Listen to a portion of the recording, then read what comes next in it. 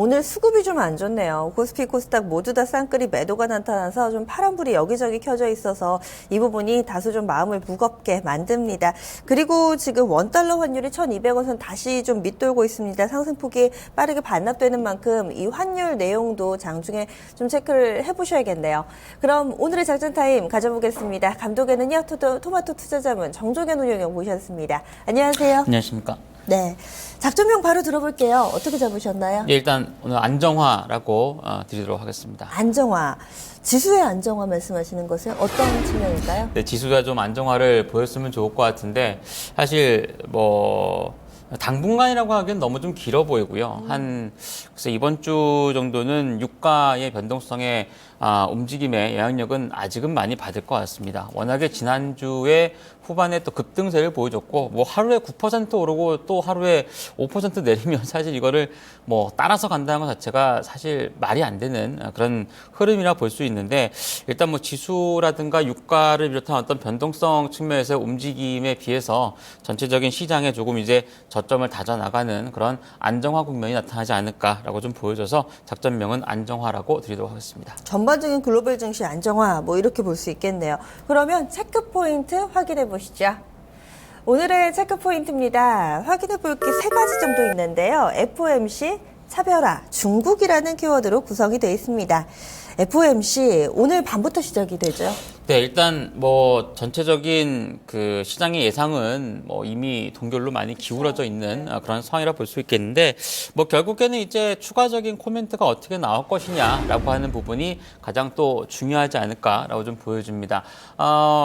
가장 이제 최신이라고 하기엔 좀 그렇고요. 조금 이제 비관적으로 보는 쪽에서는 3월에 대한 금리 인상 가능성이 이제 있다라고 얘기를 하고 있고, 퍼센테이지로 봤을 때는 상반기보다는 하반기로 가면서 인상에 대한 확률이 높아지고 있다라고 볼 수 있습니다. 지금 그림에서 보시다시피 올해 이제 1월 1일자의 기준으로 봤을 때에 지금 회색 막대기로 되어 있던 금리 인상의 금리가 인상될 수 있는 확률입니다. 1월 달은 일단 지금 보든 1월 1일 날 보든 거의 없고요. 그리고 3월이라든가 4월, 6월, 7월 모두 기존의 이제 회색 막대에서 최근 1월 22일자 기준으로 봤을 때는 상당히 금리 인상에 대한 확률 자체가 자꾸 떨어지고 있다는 것을 보실 수가 있습니다.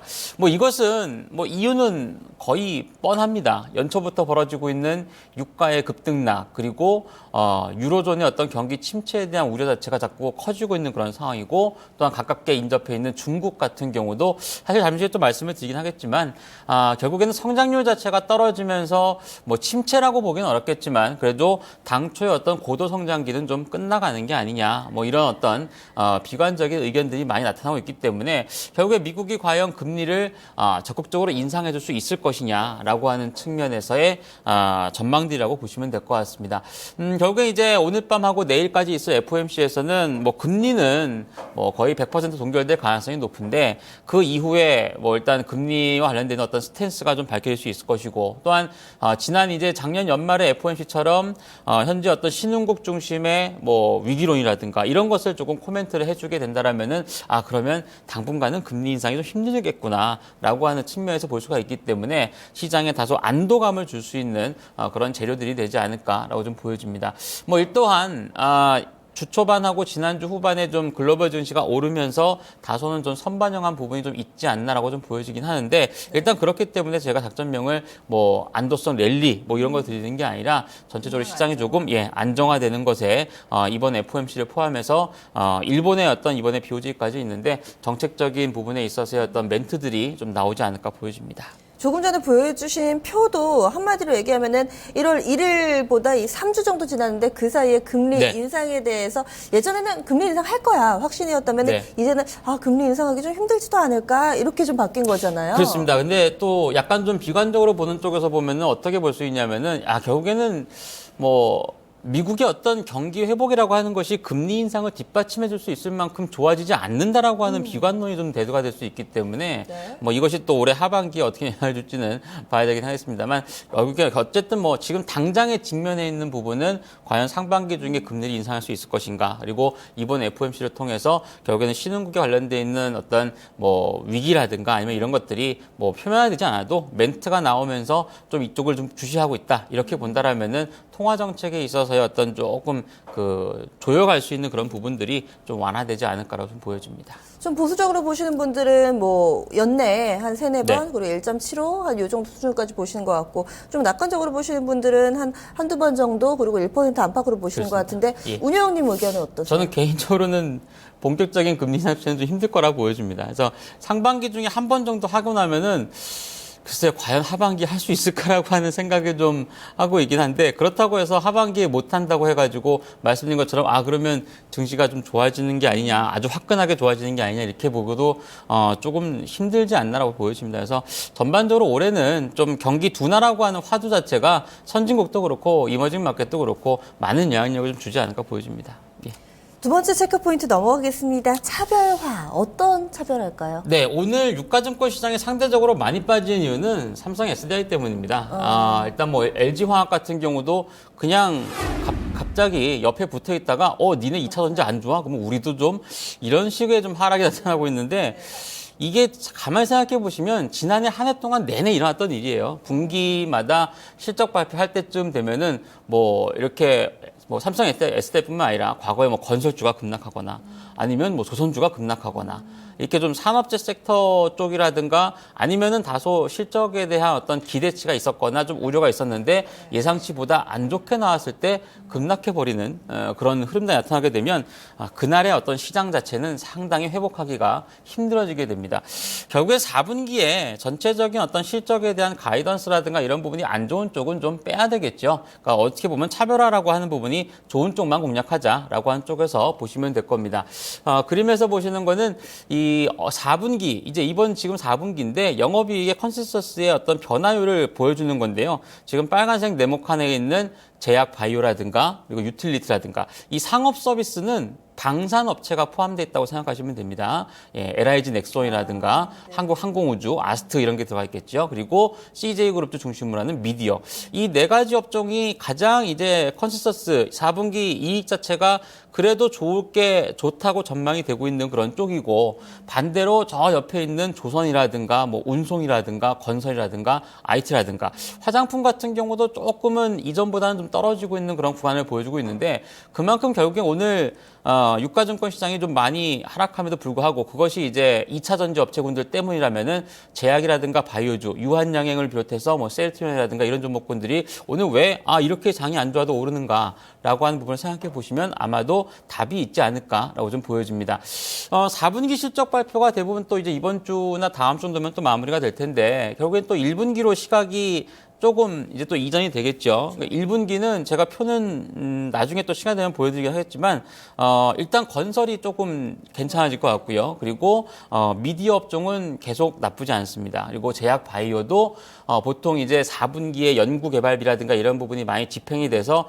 실적이 좀 보통 안 좋은데, 이번 4분기는 나쁘지 않고 상대적으로 올해 1분기도 좋아질 거라 전망이 되고요. 화장품도 4분기가 조금 안 좋다고 나와 있긴 합니다만 1분기에는 기저 효과로 인해서 조금 좋아질 수 있는 그런 개연성. 결국에는 지수를 주도할 수 있을 만한 뭐 에너지, 조선, IT 이런 쪽은 좀 빠져 있다라고 하는 것이 결국에 어떤 시장의 차별화를 이끌어낼 수밖에 없는 실적들에 대한 전망치가 아닌가 보여집니다. 저는 이 표에서 가장 의아했던 게 화학 섹터예요. 네. 화학 섹터도 약간 마이너스권역에 있는데 화학은 사실 4분기 실적 좋다는 섹터 아니에요? 저게 이제 컨센서스가 조금씩 떨어지고 있다라는 거죠. 그래서 지금 당장의 어떤 실적이 나쁘다라는 것이 아니라 이전에 비해서 3분기 말에 비해서 지금 나타나고 있는 컨센서스가 이전보다는 좀 떨어졌다라고 하는 것을 보여주는 표라고 보시면 됩니다. 그럼 마지막 키워드 중국인데요. 여전히 사실 봐야 되긴 할 것 같아요. 네, 이제 댁에 계신 분들한테 시청자분들께서는 차트를 잠깐 보시면 중국이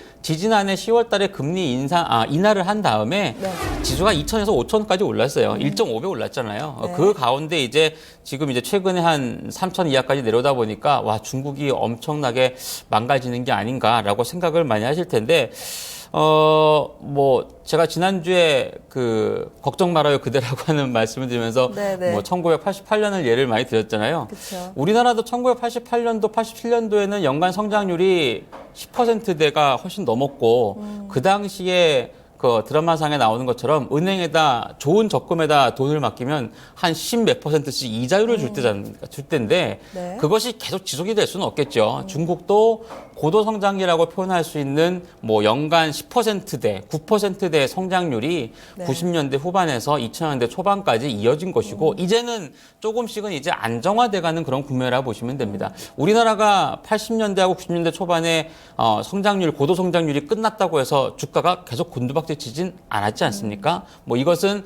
뭐 미국이라든가 일본이라든가 이미 선진국들도 다 겪었던 것이기 때문에 네. 중국도 결국에는 바라보는 시각의 입장에서 지금은 좀 뭐 영향력도 많이 미치고 조금 네. 위험해 보이긴 하지만 글쎄 제가 볼 땐 조금 긴 안목에서 봤을 때는 일단은 고도 성장기가 끝난 것이고 지금은 과도기적인 흐름 자체를 과도기를 좀 걷고 있는 그런 과정이 아닌가라고 보시면 좋을 것 같습니다. 그러면 체크 포인트들 쭉 훑어봤는데요. 네. 오늘 전략 세운다면 어떻게 대응할까요? 일단 정책 공조를 앞둔 상황에서 오후장까지 외국인들의 어떤 매도세가 좀 약화될 가능성은 좀 있어 보입니다. 현물 시장에서 이미 지난주 후반부터 다소 약화되는 모습을 보여줬고 오늘 같은 경우도 기술적으로는 어차피 조정을 좀 받아야 되는 그런 자리이긴 한데 이러한 흐름이 오후장까지 좀 매도세가 약화된다라면은 뭐 시장은 대략적으로는 좀 충분히 버틸 수 있는 힘이 네. 나타나지 않을까 보여지고요. 결국에 공략해야 되는 업종군에 있어서의 중요도가 제일 높겠죠. 뭐 1차적으로 볼 수 있는 제약 바이오 업종이라든가 그리고 미디어 업종군들 그리고 저점권역에서 조금 변동성이 나타나고 있긴 합니다만 건설주 같은 경우도 일정 수준의 저점을 좀 잡아가는 그런 모습을 보인다라면은 뭐 조정시 매수 관점에서 충분히 공략이 가능하다라고 좀 보여집니다. 조금 큰 그림에서의 기술적인 흐름은 결국엔 최근에 찍었던 1850선 내외권역을 뭐 이번 주라든가 아니면은 뭐 주 후반 정도에 볼 수 있다라면은 뭐 네. 제가 볼 땐 이중바닥이라고 보여집니다. 그래서 조정시 매수 관점에서의 시장 대응은 충분히 가능하지 않을까 보여집니다. 이렇게 전략까지 쭉 들어봤고요. 저희가 이야기 나누는 사이에 네. 시장 분위기가 조금 더 먹구름이 좀 진해졌습니다. 움직임 빠른 섹터 두 곳만 좀 체크를 해볼게요. 일단은 안 좋은 쪽 오늘 유가증권 시장 낙폭 과대는 그러니까 많이 빠지는 데는 삼성 SDI 그리고 네. LG화학 쪽에 하락이 좀 큰 영향 미치고 있다 해주셨는데 이 부분이 지금 전기차 관련된 중소형 주까지 좀 확산되는 모습이거든요. 그동안 뭐 강했던 일진 머티리얼즈 한 7% 빠지고 에코프로 P&D 솔루션 PNT 네. 다 밀리는데 어떻게 보세요? 아예 전기차 전반적인 섹터에 대해서 다소 좀 보수적으로 대응하는 게 좋을까요? 일단 뭐 지금 4분기에 최근에 많이 올랐잖아요. LG화학 같은 경우도 그렇고 또 중소업체 같은 경우는 이제 덩달아서 많이 오른 부분이 있는데 뭐 오늘 SDI의 어떤 실적이 어제 발표가 된 것으로 봤을 때는 아직은 뭐 전지 시장 쪽에서의 큰 수익성을 거두기가 힘들다라고 하는 것을 반영하고 있다라고 좀 볼 수가 있습니다. 뭐 그렇다고 해서 전기차 어떤 시장 자체가 어떤 성장하는 데에 있어서의 걸림돌이 된다라고 하는 것은 당연히 아닐 것이고 결국엔 이것이 주가가 오른 만큼의 어떤 실적에 대해서의 실적이 받쳐주지 못하기 때문에 주가가 조정을 받는 것이기 때문에 중소업체 같은 경우도 대형주를 따라서 하락할 가능성이 좀 더 크다라고 보여지고요. 아마 내일 정도 되면은 LG화학에 대해서는 적극 매수 의견이 나올 가능성이 제가 볼 땐 높을 것 같습니다.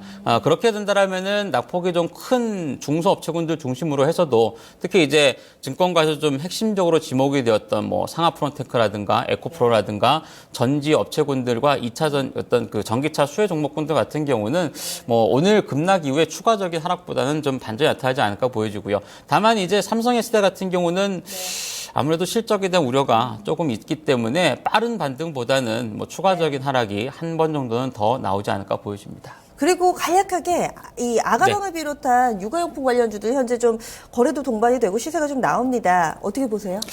일단 뭐 중국 관련돼 있는 부분에 있어서의 조금 정책적인 모멘텀을 얻는 그런 기업군이라고 좀 볼 수 있겠는데, 그래서 일단 뭐 오늘 제약바이오라든가 화장품 업체 같은 경우도 크게 하락하지는 않고 있는 그런 모습을 보여주고 있기 때문에 아마도 좀 뭐 실적에 대한 모멘텀보다는 뭐 중국 관련 모멘텀 쪽에서 보시는 게 좋을 것 같고요. 뭐 그림에서 보시다시피 거래량이라든가 뭐 기술적인 움직임은 상당히 양호한 거로 보여집니다. 네, 오늘 말씀 고맙습니다. 감사합니다. 작전 타임 가져봤습니다. 이 작전을 저희가 지금까지 세워드린 내용들 좀 다시 한번 정리해드립니다. 오늘은 안정화인데요. 사실 이 안정화에서 바로 개선되고 나아지기보다는 이런 안정화 과정을 조금 더 거칠 것이라는 평가 나왔습니다. 하지만 긍정적인 측면을 보자면 외국인의 매도가 서서히 좀 약화될 수가 있고요. 4분기 그리고 1분기까지 감안해 봤을 때 제약바이오라든지 건설, 미디어 쪽 실적 안정주 위주로의 접근 권했습니다. 1850선 내외에서 좀 바닥을 형성할 것으로 평가하면서 조정시 매수 전략 나왔습니다. 작전을 가져봤는데 이 부분을 어떻게 선수들이 소화하고 또 활용하는지는 그 선수들의 몫이겠죠. 저희 투자 판단에 대한 조언 드렸습니다. 하지만 종목의 상승과 하락을 보장하지는 않는다는 점 추가로 말씀드립니다. 남은 시간 성공 투자하시고요. 여기서 인사드리겠습니다. 고맙습니다.